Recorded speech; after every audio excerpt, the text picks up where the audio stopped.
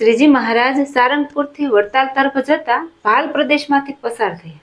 ઉનાળાનો સમય હતો. ભારે ગરમીને લીધે બધા કાઠીઓ અકળાતા હતા. એ જોઈ શ્રીહરિએ થોડીવાર વિસામો લેવાનું વિચાર્યું. નજીકમાં ખડપીપળી ગામ હતું. મહારાજ તથા સાથેના અસવારો ગામના પાદરમાં એક મોટો વડલો હતો ત્યાં ઉતર્યા. એ સમયે આ ગામમાં એક અડબંગી રહેતો હતો. તે અને તેમના ચેલાઓ આખો દિવસ ચલમ ફૂકે, અલક મલકની વાતો કરે અને ન કરવાના કામો કર્યા રાખે. બની બેઠેલા ગુરુના કહેવાતા ચેલાઓ તોડી નાખે એવી ગુરુ ભક્તિની વાતો કરે અને લોકોને ભરમાવ્યા રાખે. થોડા સમય પહેલા બન્યું હતું એવું કે આ ગામમાં ભગવાન શ્રી સ્વામિનારાયણના સંતો ઉતરેલા.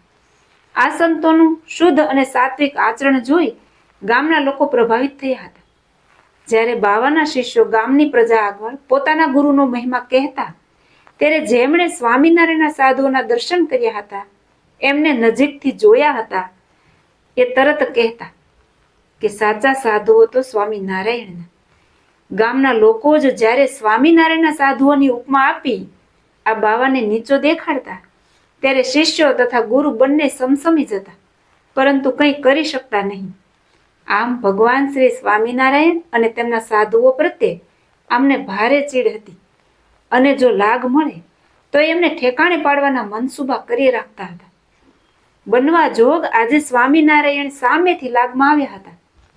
સ્વામિનારાયણ આજે આપણા ગામના પાદરમાં આવ્યા છે એ વાતની જાણ થતા બાવો મહારાજને મારવાની છુપી તૈયારી કરવા લાગ્યો. અંતર્યામી પ્રભુ આ બધું જાણતા હતા. મહારાજ તથા કાઠી ભક્તો ઘોડા પાવા અવેડે ગયા. ઘોડાઓએ પાણી પી લીધું એટલે મહારાજે બધા ભક્તોને આગળ રવાના કર્યા. એક પોતે અને બીજા અલૈયા ખાચર પાછળ રોકાયા.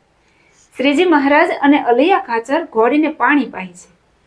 ત્યાં બાવો ગામના હથિયારબંધ 200 માણસોને લઈ મહારાજને મારવા આવ્યો. સ્વામિનારાયણને એકલા જોઈ બાવો તો ખુશ થઈ ગયો. પોતે ધારેલું કામ વધારે સરળ થઈ ગયું એમ જાણી આજે તો સ્વામિનારાયણનું સરનામું ભૂસી નાખવું છે એવું વિચારી મહારાજને ચોતરફથી ઘેરી લીધા. અલૈયા ખાચર બાવાના મનસુબા જાણી ગયા એટલે તરત જ સમય સૂચકતા વાપરી પોતાની નીવડેલ ઘોડીની લગામ ખેંચી. ઘોડી સાન સમજી ગઈ.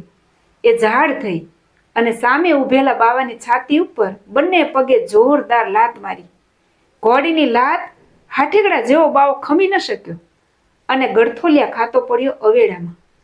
બાવાનો ધક્કો લાગતા એમનો એક શિષ્ય તલવાર લઈને ઊભેલો તે પણ ગબડીને દૂર પડ્યો અને તલવાર પણ દૂર ફેંકાઈ ગઈ. અણધાર્યા અને અચાનક બનેલા આ બનાવને કારણે લોકો ગભરાયા અને આડાવડા ભાગવા લાગ્યા. મહારાજ પણ બાવાની અવદશા જોઈ હસતા હસતા માણકીને દોડાવીને નીકળી ગયા. શ્રીજી મહારાજને મારવા માટે આવેલા એ માણસો પોતાના ગુરુની માઠી દશા જોઈ સમસમી ગયા. એ તો પાઘડાવાળા ઘોડેસવારને મારવા આગળ વધ્યા. હવે ચિંતા અલૈયા ખાચરને થઈ. પોતે એકલા હતા અને સામે 200 જેટલા હથિયારધારી હતા. અચાનક અલૈયા ખાચરના મનમાં વિચારનો ઝબકારો થયો.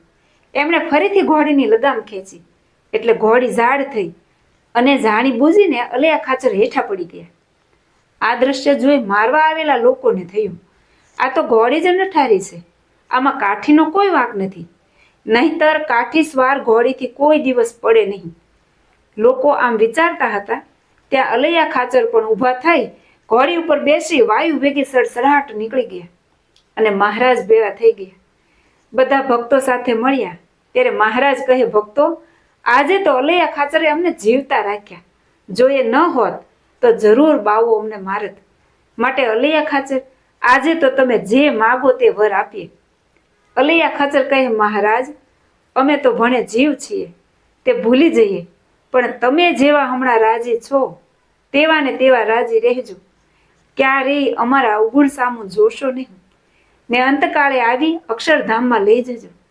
ત્યારે શ્રીજી મહારાજ રાજી થતા કહે, ઠીક અલૈયા ખાચર, જાઓ, એ વર તમને આપ્યો. જય શ્રી સ્વામિનારાયણ.